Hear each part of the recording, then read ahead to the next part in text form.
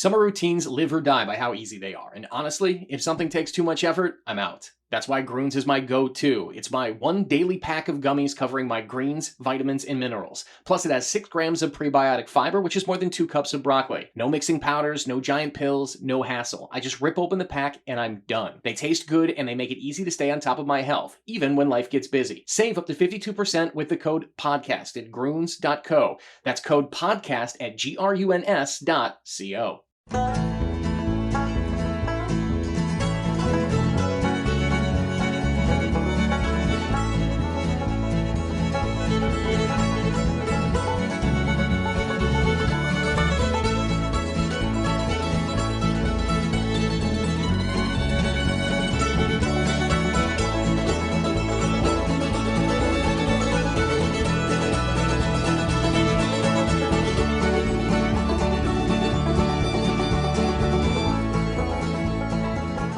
Baseball is back.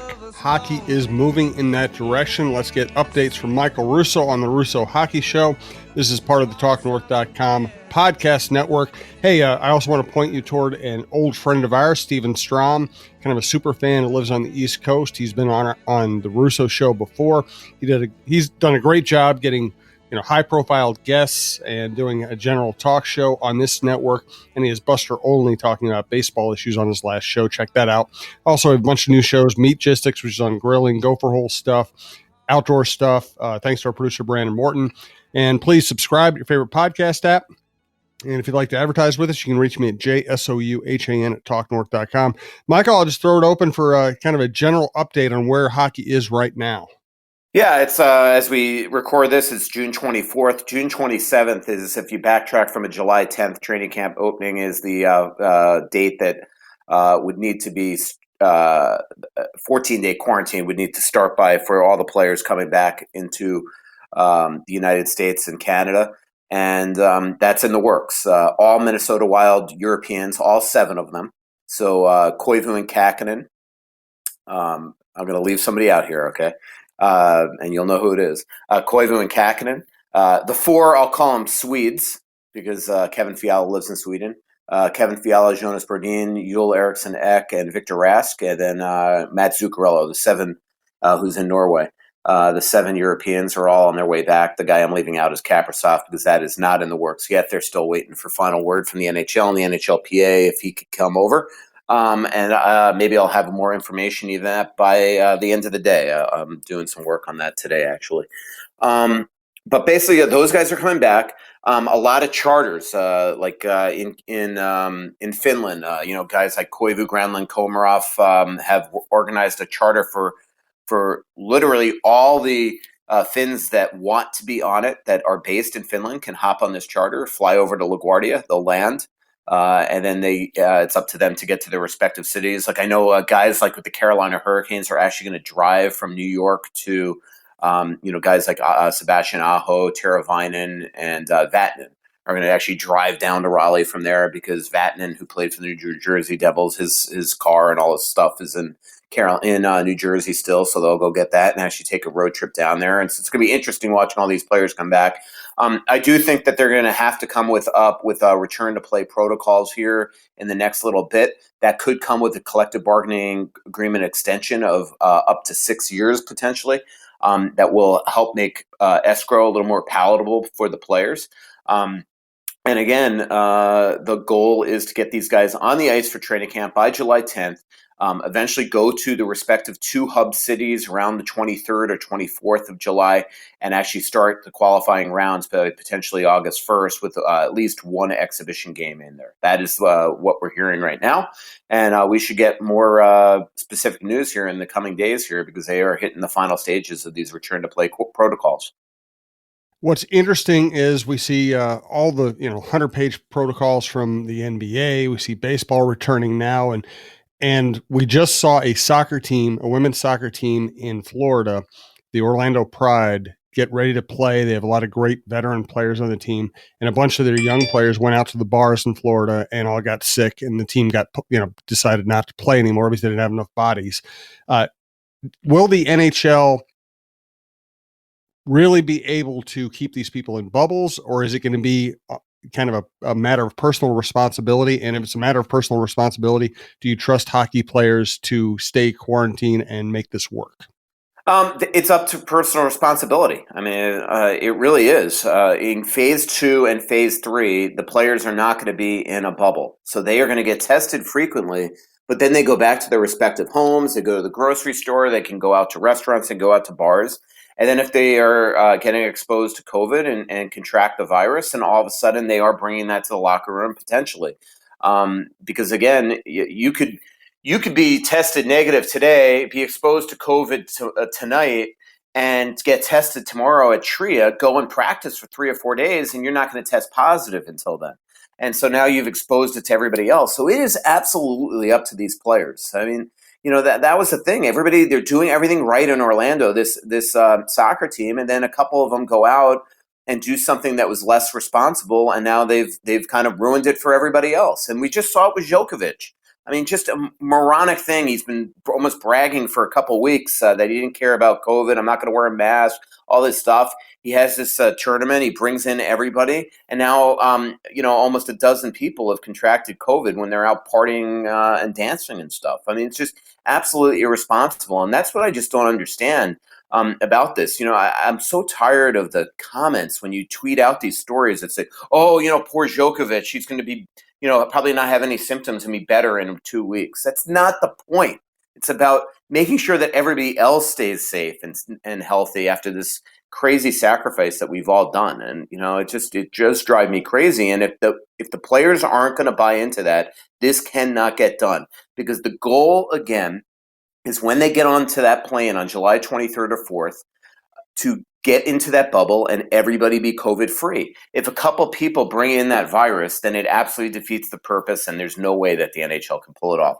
So the next month is going to be absolutely integral. I did a story, and if you listen to the podcast and read between the lines of last week's podcast, I was kind of insinuating that story that Joe Smith and I were working on was coming. That story, when we did the podcast on the 11 positive COVID players in the NHL in Tampa and Arizona, was written. It was essentially being lawyerized by our policy stakeholders at The Athletic, because we do have a policy that we don't name names unless it's from the player or the team.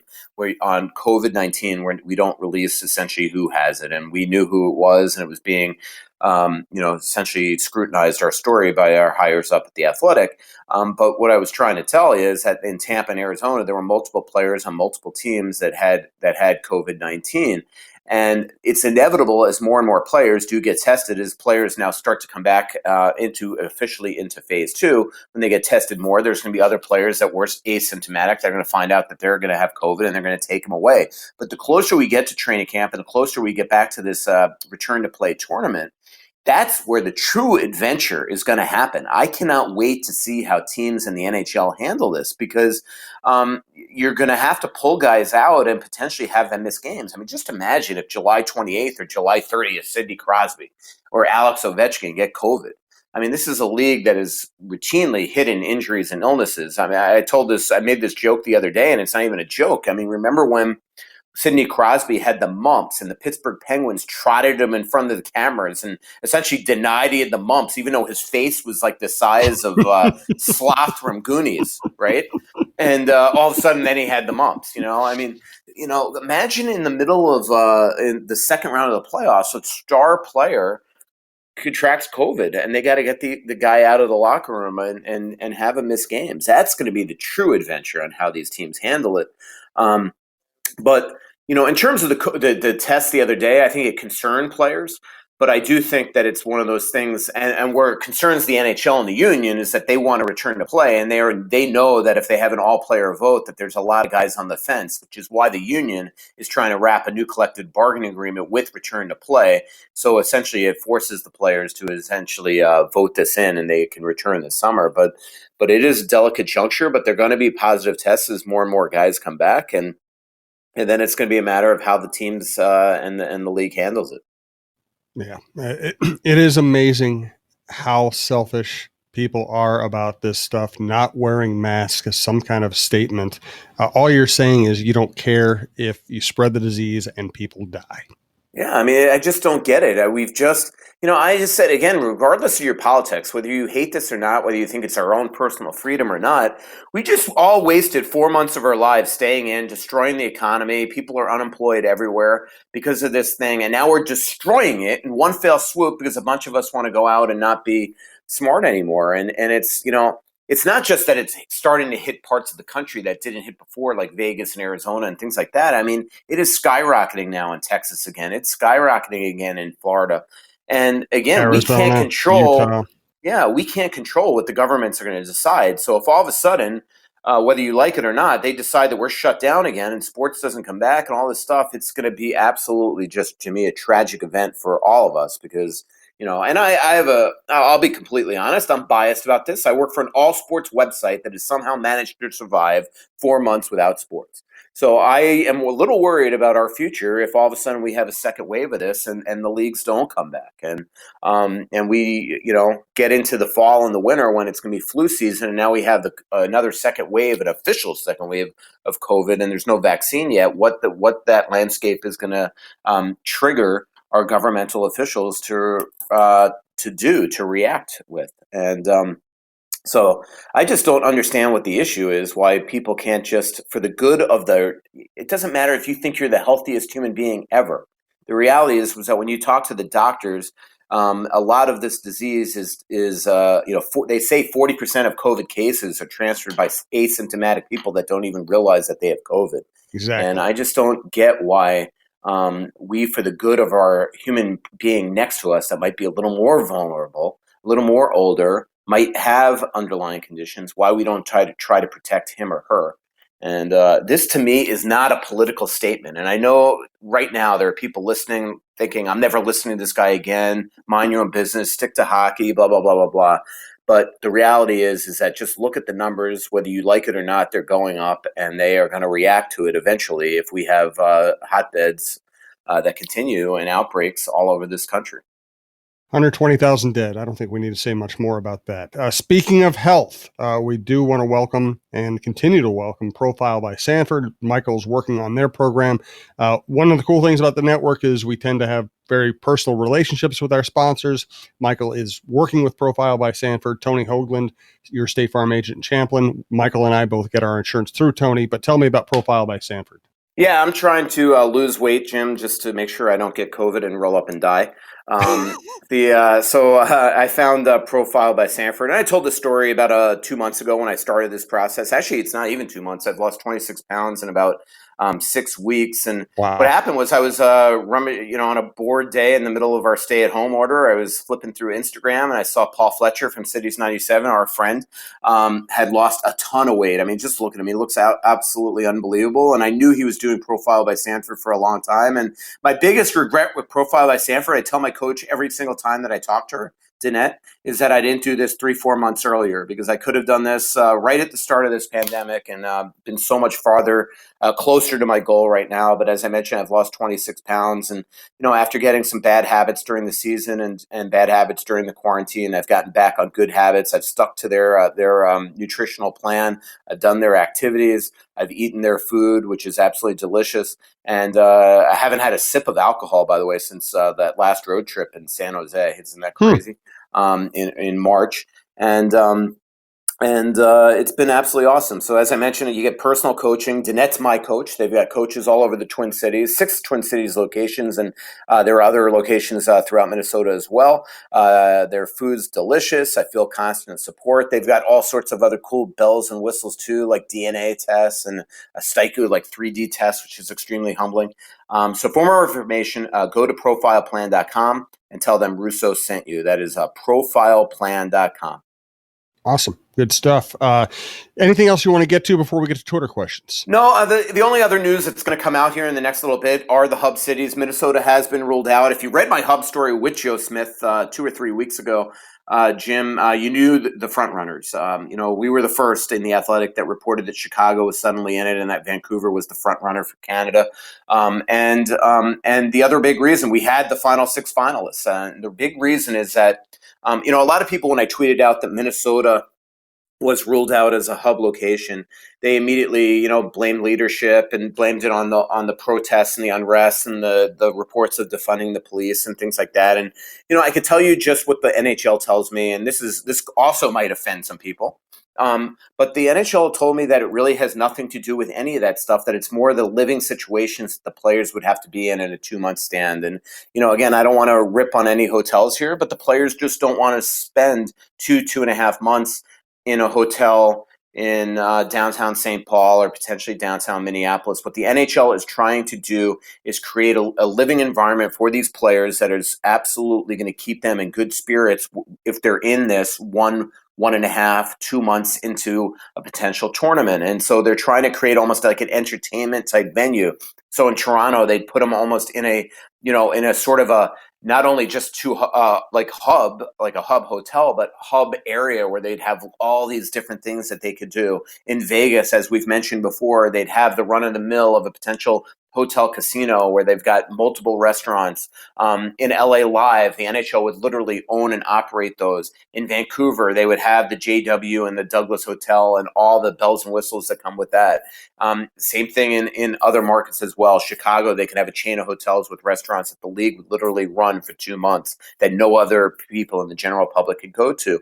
And so that's the big reason why Minnesota, why Columbus wound up, Dallas and Pittsburgh, those 4 markets wound up out in this early run. So the other thing that think that I definitely wrote in the article that I think I've said on multiple podcasts is that if Canada decided to get rid of the 14-day quarantine, if NHL teams arrive there, that there's no way that the NHL would then say, no, we're not coming there. So because it looks like Canada is trending to allow the league to come to Edmonton, Toronto, or Vancouver, there's absolutely going to be at least one of the hubs there. And then, again, the front runner right now is Vegas in the United States. It's a little concerning that COVID is starting to heat up in Vegas right now. But, as somebody from the league told me for that story too, is that theoretically, if these players are in a bubble, it really doesn't matter what's going on down the block. If COVID is breaking out in Vegas, that as long as these guys are safe in their bubble, that, again, theoretically they wouldn't get it. So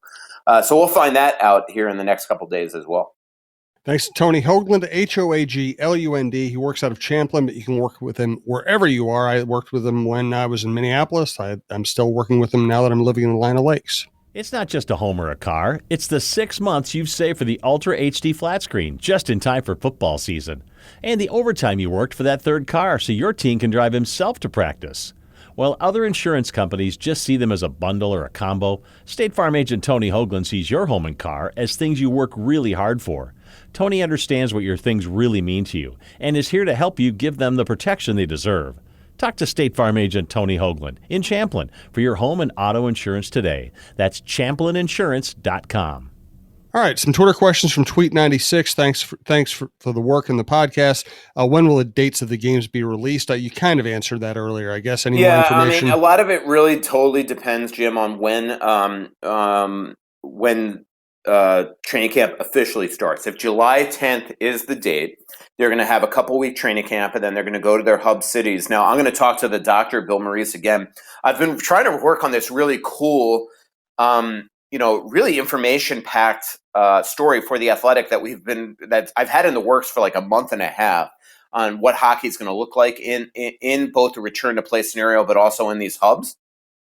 But every time I talk to the doctor, the whole COVID landscape changes. So to make sure I'm in absolute, as close to knowing, all the information as accurate and up to date as possible by the time that I run the story, I'm going to talk to Dr. Bill Maurice today from the Mayo Clinic again for this story. But, what I think is going to tell me in this story is that the NHL, if they fly to these hubs July 23rd or 4th, that they really need to make sure these players are actually doing a legit quarantine for 5 days before then they get back on the ice and do anything. And I don't know what the league is going to plan from that standpoint. So I'm hoping to beat them to the punch to basically put the doctor's opinion. But again, as I said, if you fly to these places July 23rd and you put them in their hub, but you're testing these guys right then, it could take up to 4 or 5 days to show that you were positive to COVID. Well, now if you're, mingling around with all your teammates and you're going on the ice practicing and all that stuff,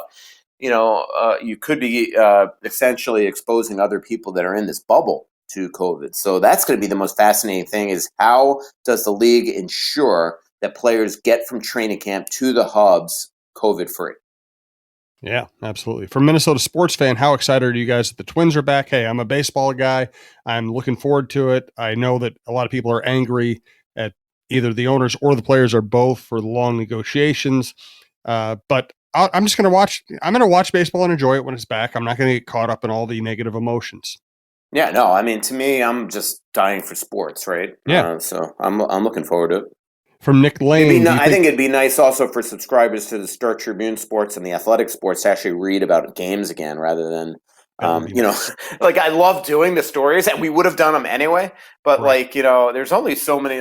Today and yesterday, we did Aaron Portzline, the Athletic Columbus Blue Jackets writer, and I did 20-year anniversary stories on the expansion draft and then the first entry draft for both the respective the Wild and the Columbus Blue Jackets.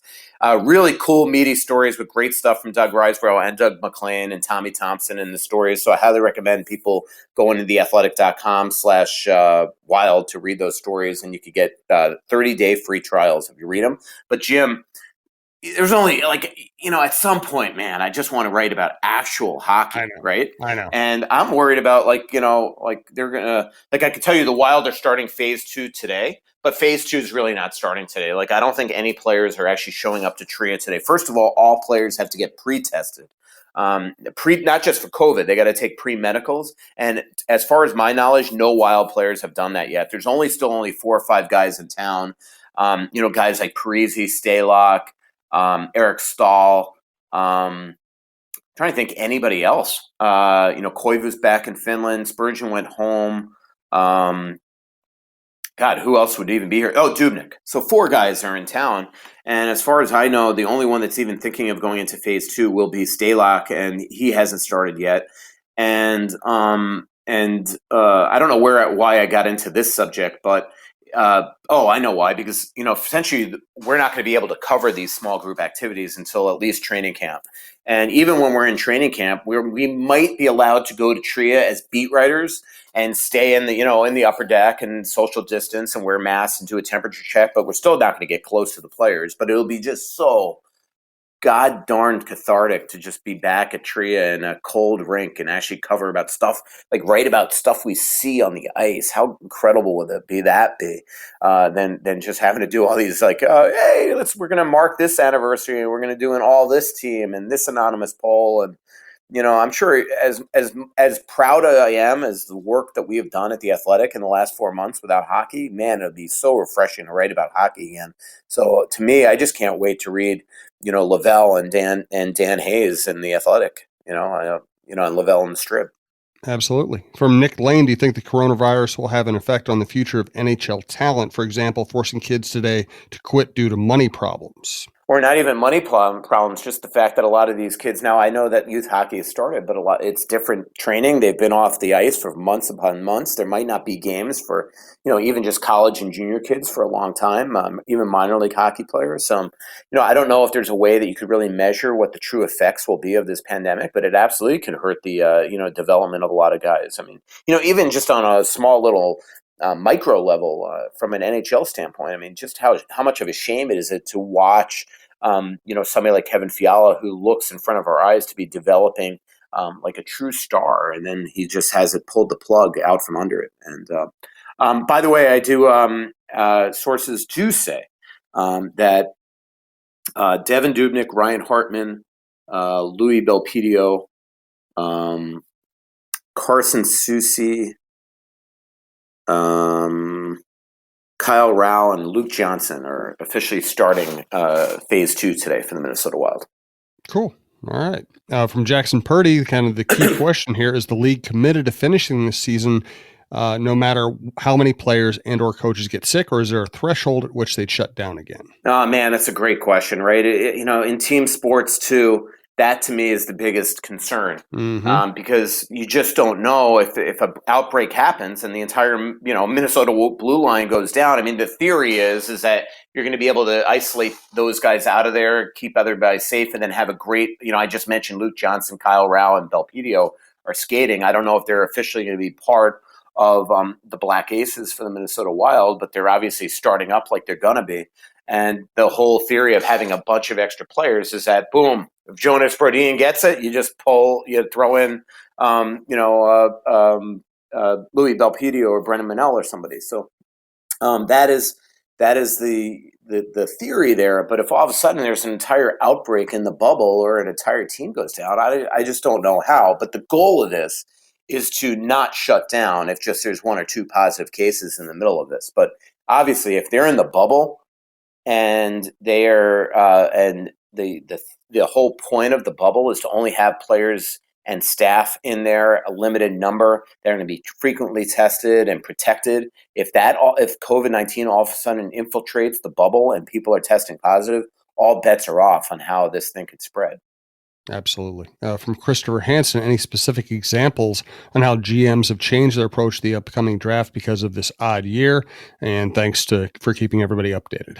No, not really. I mean, other than there's no games that any of these scouts or, managers have been able to scout since March. And these were big tournaments and when you draft a player, you want to see them in the Canadian Hockey League playoffs. So you want to see them in the playoffs overseas and how good they are in big situations. And so, right now, I mean, other than the Buffalo Sabres gassing all their scouts, really, because we don't know when the draft is going to be, and it's going to be, we could be talking about a draft in October or November. Things have pretty much hit a standstill. What is going to be really fascinating to me is how scouts almost refresh their memories on who these players are. I've got to think there's a ton of video work and things like that, but it's everything in this sport right now for the future is an absolute unknown. Absolutely. B. Steph asked for an update on Kaprizov. Is there anything other than what you've already said? No, I mean, I might have more information by the end of the day, but right now the NHL and the Minnesota Wild, or the Minnesota Wild, have no information on what is new, other than I could tell you that there has not been official plans that I know of right now for Kaprizov to be on a flight this week to get a work visa.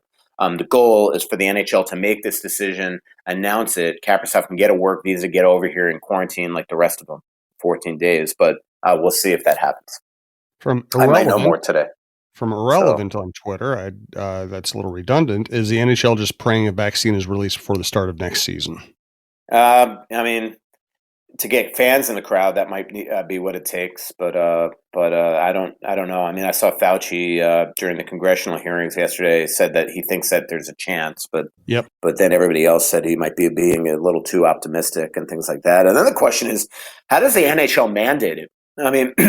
This is a free country. We know we have people that don't like vaccines. This seems to be an accelerated vaccine to begin with, which is going to give even people that, do get a flu shot or other vaccines in their life, it's going to probably give them a little bit of trepidation to go and get a vaccine of a accelerated, maybe expedited vaccine that would be out a lot sooner than in a normal situation.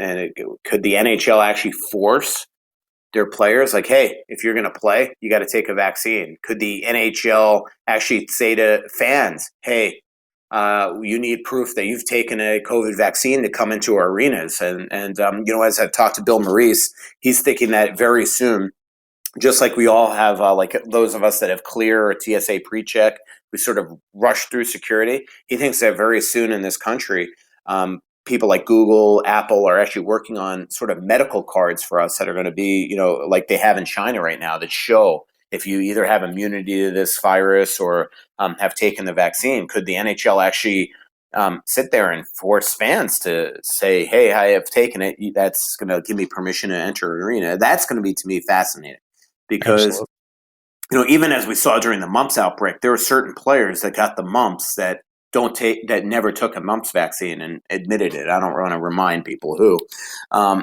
but those players who are people that just have a different belief on vaccines than other people. Are they going to want to take a vaccine of COVID if the NHL says to play you have to? Or same thing with writers. I mean, what if they say you can't cover the teams or you can't get close to the players again unless you prove that you've taken a vaccine? I mean, that's going to be fascinating as well. Absolutely. From Bub Because Jerry. isn't there? I was reading some story the other day that the only way to actually eradicate a disease completely, or a virus, is that 95% of humans have to take the vaccine. I think that's the only way. I was reading this article the other day, which I thought was fascinating. Well, I mean, just in a given flu shot season, this article said that only 40% of Americans take a flu shot vaccine, and for most of us, a flu shot vaccine is free. So if 40% of people are taking a flu shot vaccine, what is going to be the percentage of people that are even willing to take a COVID-19 vaccine that maybe some people feel was just rushed onto the market? Yeah, good point. And also, Scary how point. available is it going to be to us? I mean, I'm sure there are going to be millions of doses, but is it going to be as easy as going to your local Target, like the flu vaccine, and saying, "Hey, I'll take a COVID-19 shot"? That stuff is all to be worked out as well. Absolutely. From Boo Jerry or Bud Jerry, I know we don't know who will be starting in net. My question is, how will they choose who will be in net? Whoever's having the best practice currently? Question mark. Yeah, I mean, that's what Dean Evison pretty much has said, and that would be the only way, right? Unless you are going to just anoint Kakinen, Dubnyk, or Stalock the number one, it would have to be who looks best in training camp. I'm sure they're going to do a bunch of scrimmages once training camp starts. And again, just to remind people of Phase 2 rules is that none of these coaches are even allowed in the building, even the goalie coaches, by the way. Now, Devin Dubnyk, because Phase 2 started June 8th. Goalies were allowed to hire a personal goalie coach 7 days into Phase 2. So theoretically, Devin Dubnyk will be allowed to have his own contracted goalie coach on the ice if he wants to here. Once he's in Phase 2, same thing when Stalock gets into Phase 2. But in terms of the other guys, as far as I know, if you're officially in Phase 2, you can't have even Andy Ness on the ice. Let alone, who's a consultant with the Wild, skills coach, Diane Ness's son. But certainly Dean Evison, Darby Hendrickson, Bob Mason, Bob Woods, none of them are allowed on the ice during Phase 2. Phase 3, once training camp starts, they'll be on the ice. Good question from Wild Road Tripper. Who will be responsible for televising the qualifying round games, national TV or local outlets? And will they strip games? In other words, run 3 or 4 per day on national TV? Has anybody asked about all this? They haven't announced exactly their plans, but the way that I understand it is that the local regionals, because they've got to try to make these stations whole, they would televise the qualifying rounds and most of the first rounds, I would think. And if a game was picked up by national television, hopefully, say the Wild advance to the playoffs after playing the Vancouver Canucks, that Fox Sports North should also be able to televise it locally, and that maybe the national would be blacked out here. The other thing they're trying to figure out is, or they haven't announced that maybe they've already figured out, is will they just have one blanketed, truck, with technicians and graphics people and director and all that, and then farm the feeds out to all the television stations. They all use the same feeds, but put their own, bells and whistles on it. The things that I'm going to be interested in is, like, Vegas is one of those arenas that have digital boards throughout. So if it's in Vegas, that's one reason why they want to put it there, because then you could sit there and actually, for every telecast, you could essentially put the local team's corporate sponsors on there. That's something else that's going to be really interesting. The other thing I was reading today too is that and I've kind of alluded to this for 3 months, is that they're going to try to do things where games are interactive, where you can play along with certain things on your phone, even from a betting standpoint, where maybe in game, just like we a lot of times see live betting for other sporting events that maybe don't happen as much in hockey, that there's going to be all sorts of things that to keep fans engaged at home, that you can sit there and if it's 1-0, sit there and it changes the betting line, or actually you could bet actual, other type of things, like who's going to score goals, or will this team tie it up, all sorts of stuff. The most important question of the day from Joe Orr, as someone who also drinks a lot of coffee, what does Genetic Profile say about your coffee habits? It's funny. She has told me, I think there is, I could tell you the whole program by heart. But the one thing that's written there about coffee, I can't remember exactly what it was, and it's because I just said, you know what, that's the one vice I'm not giving. The one thing I don't do is, I don't go to, which I really never did in the first place, was I don't go to Starbucks and buy frappuccinos or mocha lattes or whatever. I just get plain black Americanos with no sugar added or anything like that.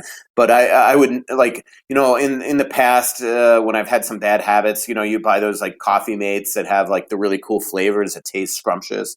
You quit stuff like that, the obvious stuff. But I do think it's something, if I remember, I've been on so many diets in my life that they all seem to blend together. But this might be one of those where you could only have like 3 a day. But during the pandemic, I at max would have 3 a day. Like I have 2 in the morning, and maybe I get 1 in the afternoon. But a lot of times when I have an insane coffee habit, it's because I'm out and about, and if I'm on the road, oh my God, Jim. If I'm on the road covering a Wild game, I could have like 7, 8 coffees a day. I'm not kidding. I've seen it. Yeah, 2 in the morning on the way if I walk to the morning skate, I usually get 1 for the walk. Definitely going back to the arena. In the arena during the game, I'll have 2 or 3. It is, it could explain why I don't sleep well. Yes, that could explain it. I also say, on a personal note, I really enjoyed covering playoff hockey with you. I will miss that. Yeah, that was always a blast to just kind of be in that routine. Yeah. Well, it's funny. It's not funny, but I remember when I left the Star Tribune, one of the big reasons why I had so much trepidation was because of how close our staff was. For people that don't, it might be equivalent to being on a sports team or stuff like that. But like, there's just a pride when you're part of a sports department as good as the Stribs. So like, you just love covering games with you. I loved, like, during baseball season, just going to the ballpark and hanging out with Lavelle, that type of stuff. And that's the stuff that you miss. And I think I told this story. So when I negotiated my final contract with the Athletic, I shouldn't say me. My brother coincidentally was in Minnesota at the time. He's a lawyer, a partner at his law firm, and he was staying at the Residence Inn Depot, downtown Minneapolis. Yep. It's a Sunday. Remember Saturday night? We just coincidentally remember Saturday night. It was you and Stacy, my mother, my brother and sister-in-law, and I think Eric Stolhansky and his wife went to JD Hoyt's, right? And I think that was the first time I let you know, hey, I think I'm quitting tomorrow. Right. And it was a Sunday morning when I negotiated the final pieces of the contract with my brother. And then we went to the Children's Museum with my nephews. And that's when I called Glenn Crevier to resign. But I signed the final contract at the Residence Inn Depot with my brother. And then I walk away and I pass this huge table in front of the front desk at the Residence Depot with like 40 Star Tribune Sunday editions. Like the big fat Sunday editions that we used to be so proud of. And I remember looking at myself, and it's the first time it hit me that I would never see my name in there again. And, it was just like a punch in the gut. And it is, it's the reason why is just the fun times that, like, say you and I or me and Chip would have on the road, those times in playoff games or when you'd come out and write a column. And I will say I get this immense pride right now being in a different way. Like, I'm alone on an island from a Minnesota Wild standpoint here in Minnesota, but we got these 50 hockey writers that are just like yesterday on The Athletic. Again, 4 months without sports. Jim, I cannot even explain our coverage. Like, I was just salivating, sitting on my couch, reading all these incredible articles that were on our site yesterday. So it's sort of a different pride. It's like now, we pool our resources as hockey writers and we write these really cool stories. That's why, like, my last 5 stories, Jim, have been double byline stories with Joe Smith in Tampa, James Myrtle in Toronto, Aaron Portzline in Columbus. So, like, for the first time also, it's like I feel like I'm working with colleagues of mine to write these cool stories. And it's it's kind of our closest thing to actually being on a team. Yeah. Yeah. That's one of the things I love about the business is we are around a lot of good people. Listen, all media people don't like each other or get along, whatever. But in general, we enjoy being out there together and being, and even with competing people, it can be fun to be part of the journalistic experience covering sports. Yeah. 2 more questions. And I don't know if you feel the same way, but like there's this certain fraternity, like when you were probably a baseball writer with the baseball writers, it's the same thing in hockey. Look, when I think of baseball, it's like, hockey, I think of back to my old days when I was kind of one of the young group of guys with like Alan Hahn, Luke DeCock, Derek Gould. And now suddenly, it's like being a veteran hockey writer with the Jeremy Rutherfords and the Aaron Portzlines and the Lisa Dillmans and the Eric Stevens and those type of people as well. I mean, there's just this fraternity amongst the people that you do this job with, and it's why, man. The other day when we should have been in Montreal covering the NHL draft, there was a lot of us in mourning because it was really neat. I mean, we had essentially a home base, a hub for athletic writers that were going to Montreal that we had to cancel. That was going to be just so much fun. Absolutely. Two more questions. We appreciate all the Twitter questions. I know we don't get to all of them, but they're really good questions today. From Cappers Off Countdown, how does all this affect the Seattle expansion process? Well, obviously, a year from now, there won't be an expansion draft because if all goes well and next season starts in January, they're going to still be playing at this time of year. So the expansion draft will be delayed. And as I've mentioned, I mean, we might see a new NHL calendar infinitely. I don't know how, if next season goes from January to August, that you ever get this, and they play this year until October. I don't know how you ever get the calendar back to resetting. So unless next season's not going to be an 82 game season, which is obviously not the plan. This, in terms of the Seattle expansion process, they're just going to be delayed coming into the 2021-22 season.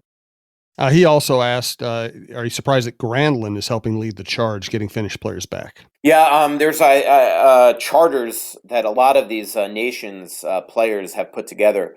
Like Koivu helped a lot of guys get back. I believe Rantanen and Landeskog helped, maybe not Landeskog, but Rantanen helped guys get back initially.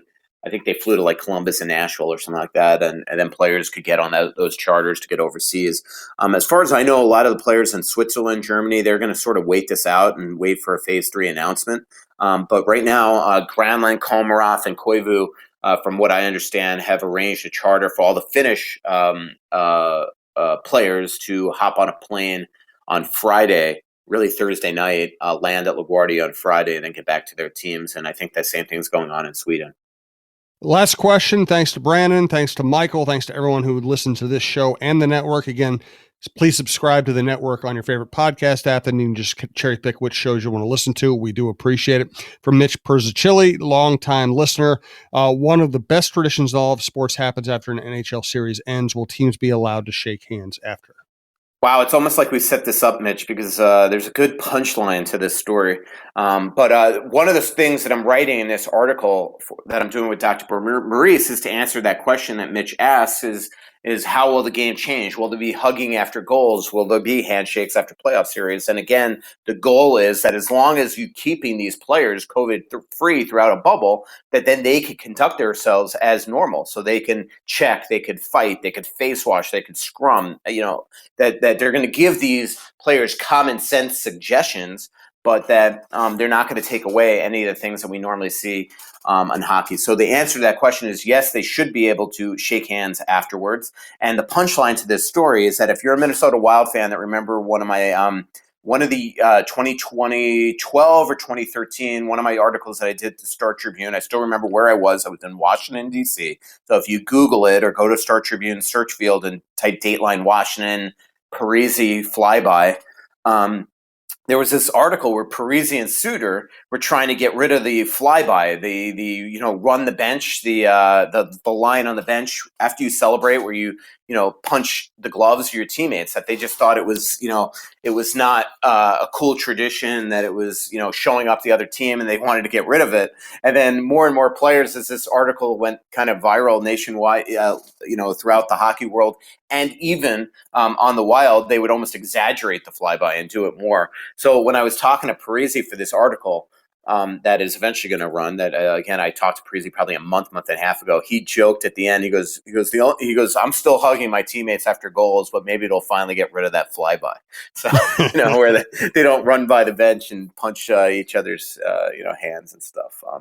Environmental safety will be the biggest thing that keeps these guys safe. When I talked to Bill Maurice, his belief is that playing hockey, shaking hands on the ice, that's not going to be the thing that gets them sick. It's in the locker room if they're not being smart, wearing masks, distancing. And he said, on a podcast that I did with him a couple of weeks ago on The Athletic, which I highly recommend people listening to, he also did say, I brought it up, and he goes, actually, I didn't even think of that. But on the bench is one area where you can't social distance. And on the bench is one area that's gross.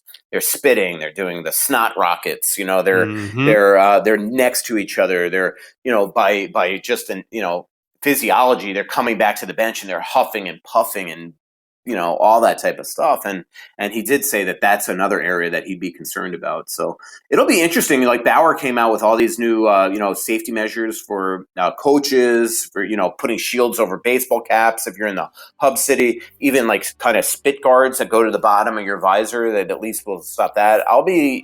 The NHL says they're not going to mandate any of that stuff, but I'll be interested to see if players, for their own safety, actually will sit there and wear, a visor around the hotel room on the brim of their baseball cap, or actually on the, in games, extend their face shields, like if they had a dental surgery or something like that. We'll see.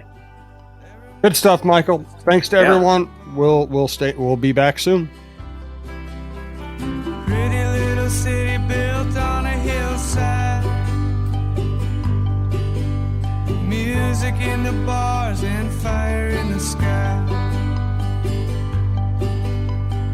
We went to the beach and it was covered in ice. And I used to call it home. So much coming out, there's nothing going in.